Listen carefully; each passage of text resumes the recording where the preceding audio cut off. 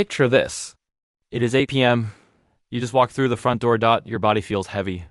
Your brain is fried. You have been running on caffeine and stress for 12 hours straight. You feel bone-tired. In the West. What do? We crash on the sofa. We scroll through our phones. Maybe we take a quick functional shower just to get clean. We treat the evening as a crash landing. But in Japan, the evening looks different. They don't just wash. They perform a ritual. Almost every single night, millions of Japanese people, from overworked CEOs to busy students, spend 15 to 20 minutes soaking in deep, hot water. Why?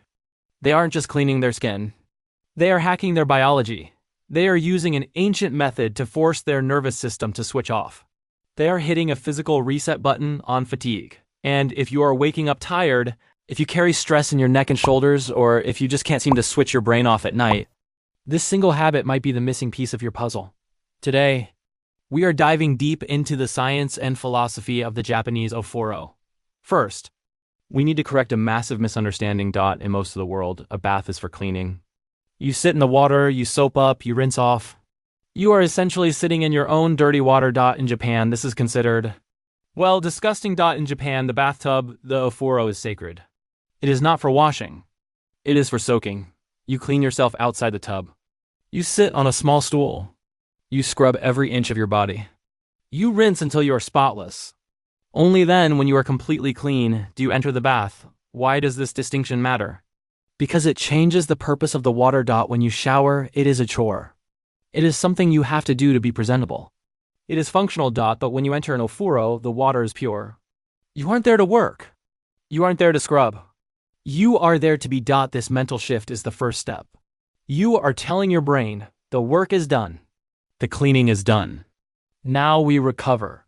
It separates the doing mode from the being mode. And in our hyperproductive world, that boundary is exactly what we have lost. So, what actually happens to your body when you submerge yourself in hot water? It's not just relaxing. It is a biological trigger. Your body runs on two operating systems. The sympathetic nervous system. This is your fight or flight mode. It keeps you alert, stressed, and ready to work. This has been running your body all day. The parasympathetic nervous system. This is your rest and digest mode. This is where repair happens. Most of us get stuck in the first mode. We come home, but our cortisol levels stay high. We are physically home, but biologically, we are still at war. Hot water, specifically around 40 degrees Celsius, 104 Fahrenheit, forces a switch. When your body temperature rises, your blood vessels dilate. Your blood flow improves. Your muscles, which have been holding tension to protect you, finally get the signal that it is safe to let go. Japanese researchers call this the warming effect. It literally flushes out the waste products of fatigue like lactic acid that accumulate in your tissues during the day. If you don't flush them out, you wake up stiff. You wake up heavy. By soaking, you are essentially hitting save and restart on your physical body. There is another secret factor here that nobody talks about. Gravity. All day long, gravity is crushing you. It pulls blood down into your legs. It compresses your spine. It puts a constant load on your joints and muscles. You are fighting gravity every second you are awake. When you submerge your body in water up to your neck, something incredible happens. You lose about 90% of your body weight. For 15 minutes, you are almost weightless. This creates a state of buoyancy. For the first time in 16 hours, your muscles don't have to do anything to hold you up. They can go completely slack. This also helps your heart. Because of the water pressure called hydrostatic pressure, blood is naturally pushed from your legs back up to your heart. Your heart doesn't have to pump as hard to circulate blood. It gets a break. In Japan, they describe this feeling as gokuraku. It loosely translates to heavenly feeling. It's that moment you sink in and let out a long, deep exhale. That is the sound of gravity letting go of you. Now, let's get a little technical for a second.